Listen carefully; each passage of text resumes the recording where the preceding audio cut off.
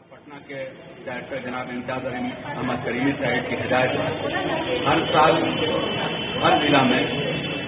उर्दू तलबा तालबात के लिए उर्दू मुसाफाती प्रोग्राम होते हैं, जिसमें उर्दू की पर तकरीरी मुकाबले मैट्रिक लेवल, इंटर लेवल और BA के लिए 3 अलग अलग उन्नाना दिए जाते हैं।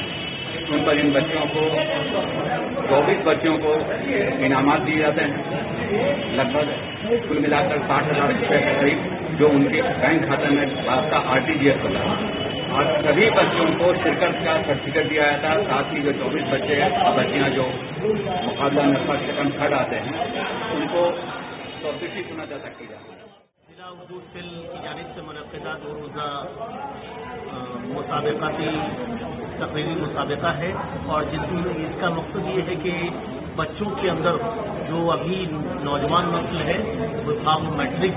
की सतह पे हो, इंटर की सतह पे हो या ग्रेजुएशन के लेवल पे हो, उनके अंदर उनकी सलाहियत को बाहर लाना, उनको उजागर करना और उनके अंदर उर्दू के तई बेदारी लाना, ये बड़ी बात है। और इसी सिलसिले में ये कोशिश है उर्दू ज़बान सेल की, है ना, जो उर्दू डायरेक्टरेट के हिदायत के मुताबिक ये आज यहाँ MM दिल्ली कॉलेज में मुनक़िद हो रहा है, जिसमें मैट्रिक के लेवल पे जो मौजूद था वो तालीम की अहमियत, इस पे बच्चे और बच्चियों ने अपनी तकरीरी सलाहियत का मुजाहरा किया। इंटर के लेवल के बच्चों ने उर्दू ज़बान की अहमियत उस पर अपनी तकरीर की, और जो ग्रेजुएशन के लेवल पे जो मौजूद था उर्दू गज़ल की मक़बूलियत, उसमें भी बहुत सारे बच्चों ने